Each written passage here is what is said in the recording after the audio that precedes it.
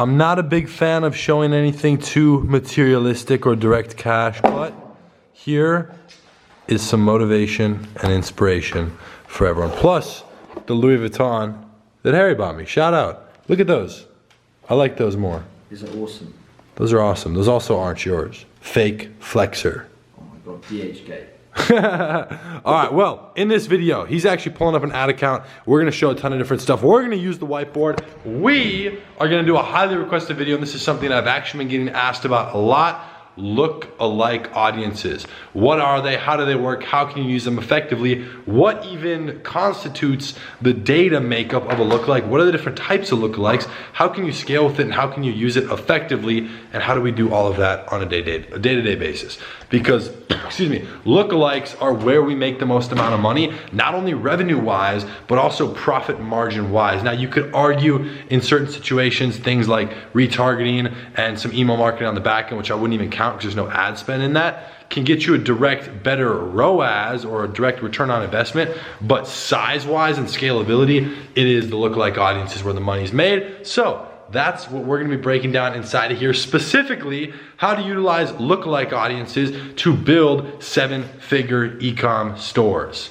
That is the focus, okay? And whether you wanna break that down as making 1 million in 1 month for just 1 month, we're gonna talk about that. But also, if you wanna be doing 80,000 a month consistently, typically with e-commerce, you're gonna see some level of fluctuation. So it might not be exactly 80,000 a month, it might be 80, 120, 60, 90, 70, like back and forth, you know? Especially if you're doing a seasonal product, it can really boom and then slow down. So we're gonna talk about all that, but let's start it off. Are you pulling up an ad account? We got Preston, we got Olaf, we've got Harry, okay? You're pulling up, okay, we'll start with Olaf. Olaf, if you wanna give the people a little bit of background on what even is a lookalike audience. What is a lookalike and how does it work? So, if you learn about statistics in high school, you probably learned about seed audiences. Talk loud. That's basically lookalike. So, Seed what Facebook audience. does, you need 1,000 seed audience of any event or conversion, and then Facebook populates it to your desired numbers. So if you want to make like a 1% US lookalike, it's usually, what is it, 2 million?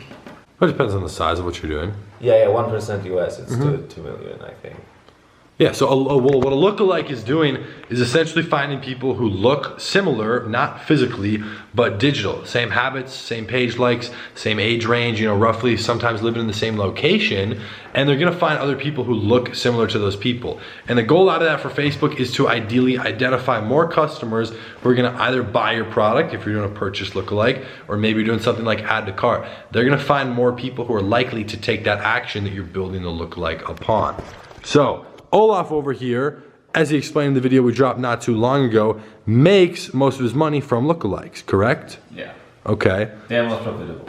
Yeah, they're the most profitable. 20 to roll. Everyone makes most of the money from lookalikes. Yeah, but I would be careful with saying everyone, almost everyone, yeah. Almost everyone. That's Well, so- where the real money's made. Exactly, so I mean, you can think about, you know, maybe something with like retargeting or email marketing can be directly a little bit more percentage profitable on what's spent, but lookalikes is where it's scalable. So overall, you'll make more individual dollars. Right, so that's huge. And now we got an ad account we're gonna get pulled up. We're gonna block out a few things as well, but I wanna explain something on the whiteboard first. So where is a marker? I'm gonna break this down. So for simple abbreviation, lookalike audience is an LLA. So if you see that abbreviated anywhere, that is what that means. So again, we just broke down what a lookalike actually is. That's where it's finding people who are similar, who are gonna take a certain action. So to give you some basic numbers to be as practical as I possibly can in here with Facebook ads for e-commerce, Shopify dropshipping, whether you're dropshipping or not, lookalike audiences. If you want to run an add to cart lookalike, you can do that. If you want to run a purchase, we'll focus on those two. These are the two main steps. Oh, what am I saying? Pup. All right, purchase, okay? So PUR. So typically, a purchase would be a very, very ideal lookalike size at 500 to 1,000 purchases. Okay, the thing with this is that you might not have 500 to 1,000 purchases. You might be saying, well, Hayden, I need to get a lookalike so that I can get 500 to 1,000 purchases. Well, don't worry, you don't necessarily need that much to start. I personally say 100 purchases, so actually just a tenth of this number, is when you should start testing a lookalike. Now, it might not pick up right away. Olaf, specifically for him, it doesn't really work until you're like 200-300. Yeah. That's his number, okay? 200 to 300. This is when you should really be starting to see a lot of momentum. This is when your lookalikes are taking off. You've got a lot of different ones bringing in results, and it's working. Okay, so you can actually do this for lighter pieces of data. For an example, add to carts. Similar numbers, ideally would be 500 to 1,000, except that's not for purchases. That's for add to carts. Oh, excuse me, add to carts. Okay. So that would be an ideal situation, but you could start testing a lookalike for this, I would say with about 250.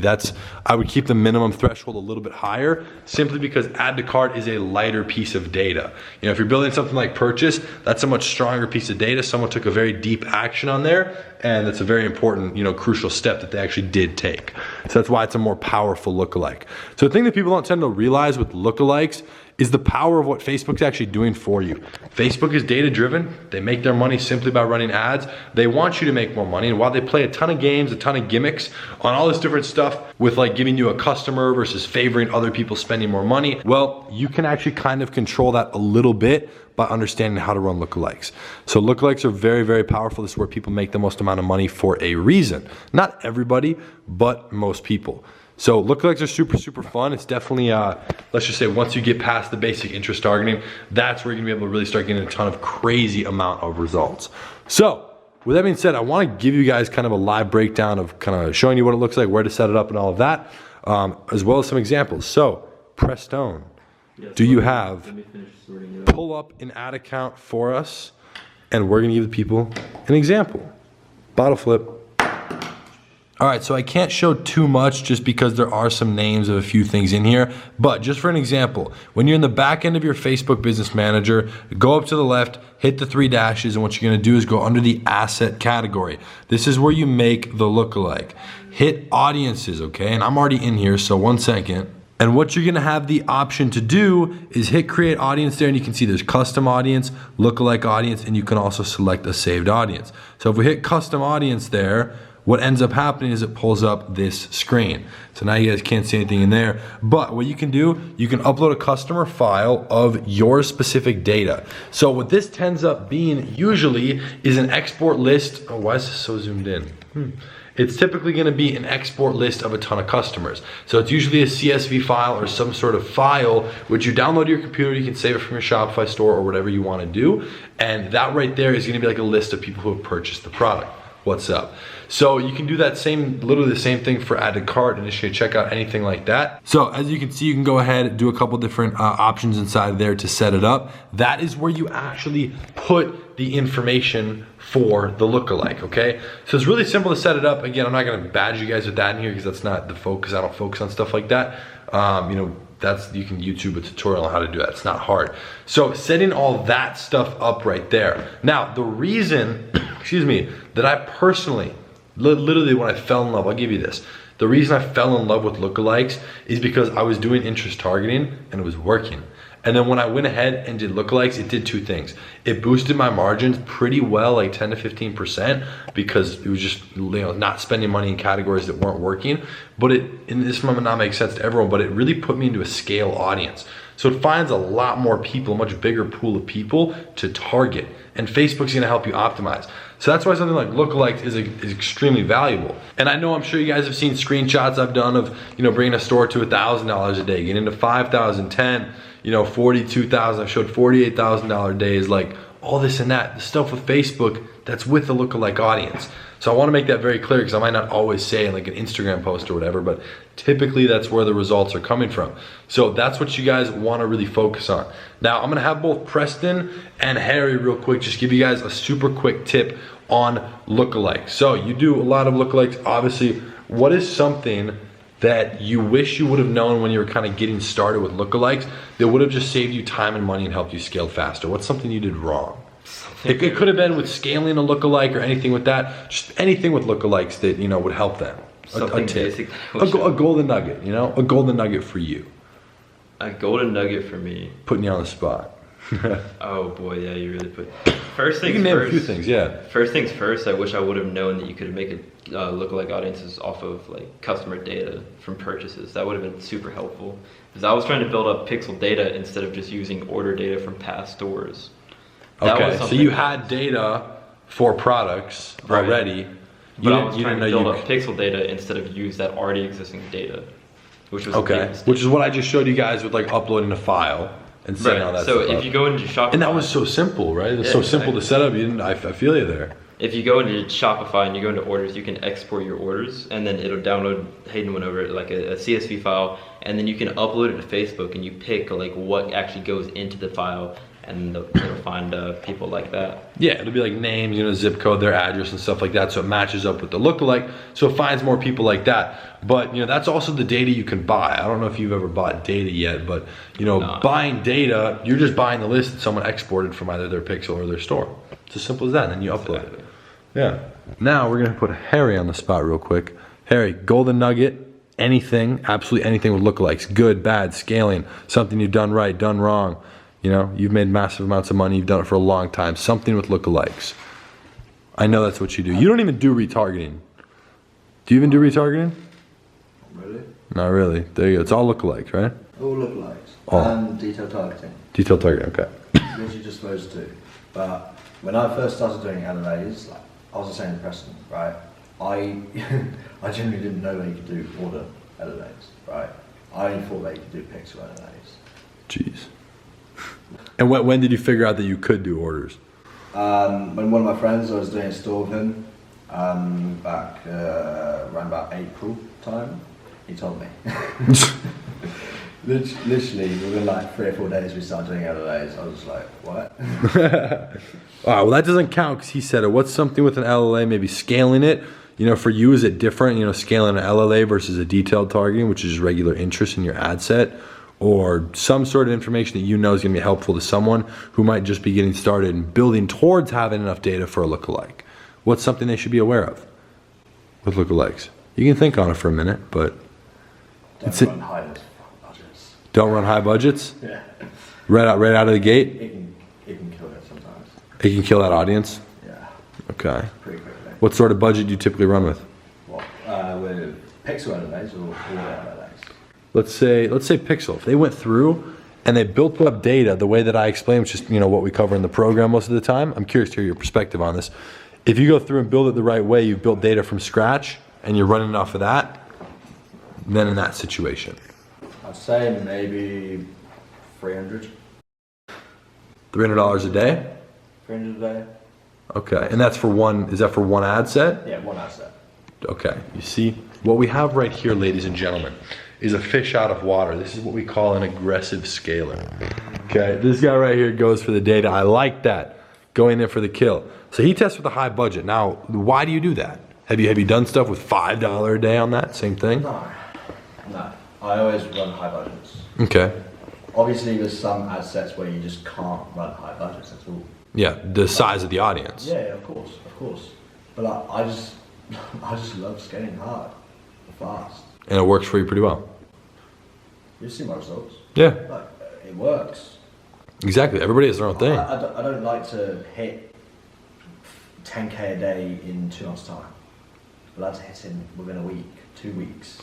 Yeah. in some cases. And so you're willing to spend more money to start doing that, obviously. You got to do that. Yeah. Obviously, if you're new to e-com, You're not going to be doing that. no, unless you've got a lot of money, like you can't do that. Which even then, you got to be careful. I recommend, even if you have a ton of money, follow a specific strategy because you can end up kind of losing that money. Don't be stupid. Yeah, don't be stupid. I like that. There you go. So here's something worth mentioning is Fire away. test all LLAs. So you can create view content LLA, add to cart LLA, initiate checkout LLA, and purchase LLA. Obviously, once you get higher, like purchase and whatnot, that's going to be the better converting. But don't be scared to test all of them. Like I had someone DM me that like they didn't want to do view content LLAs or anything before that, just because they wanted to wait for purchase so they could cash out essentially. Don't be scared to test all of them. Some of them could perform better than some. Like add to cart could perform better than purchase or something like that. And also, I feel like it's worth mentioning because I was in the spot that you guys were in at one point, which is like looking on YouTube for for information.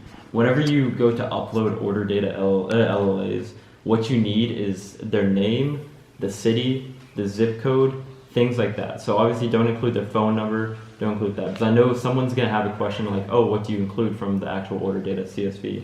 Just the simple stuff that will give you the simple stuff that Facebook, think about it like this. If Facebook could use it to find another person exactly like that, then that's what you need to include. So like the zip code, the city, the state or province, depending if you're worldwide or US.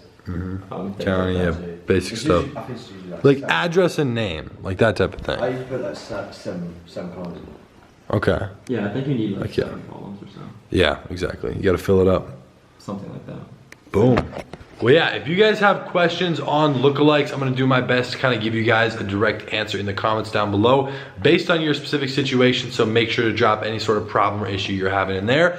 Again, with what Preston said, with running VC to ATC to IC purchase, blah, blah, blah, blah, blah. It's exactly what I mentioned over here. You don't have to just be running it for purchase. So even if you're not at this ideal number or you're not hitting any of these, you can still test it for a purchase, but start testing it for something else. Go for a lighter piece of data, right? There's initiate checkout in between these two, and there's view content above this. So you can still go ahead and run this. Again, obviously, if you guys are confused on all this stuff, you want more of a breakdown, you want to kind of get into the space, we have programs that, you know, go through all that. I leave those linked below. But yeah, exactly. You can always DM us on Instagram. This is what will make you money. Stuff like this, and there's 1,000 more pieces that go off of this. It'd be a big whiteboard filling the whole room, but that's a fraction of that's, you know, getting started. So I really do hope that helped. If you guys did enjoy it, be sure to drop a like down below. And as always, join the family, join the gang, hit that nice link and subscribe button. Make sure to check out their Instagrams. I'm gonna leave them down below as well. You can always give them a follow, hit them up if you have a question. And with that being said, I'll be seeing you guys tomorrow in the next video. Peace.